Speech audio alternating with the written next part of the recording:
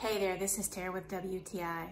I have discovered the most heavenly body butters I have ever tried.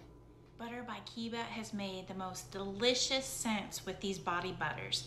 It has frankincense, it has vanilla, and it just smells absolutely heavenly. And don't even get me started about how much it moisturizes. It feels so good when you go to put it on your skin with the shea butter and the grapeseed oil. When it soaks in, it leaves your skin just beautiful and gorgeous. I love to even use it when I was giving myself a massage, and then afterward your skin is just so lovely. And then I decided to give myself a little bit of a pedicure. I massaged it into my feet, I put on my warm and fuzzy socks, and then just let the body butter soak in. And my skin afterward was so soft, my feet looked very beautiful. These are now my all-time favorite body butters.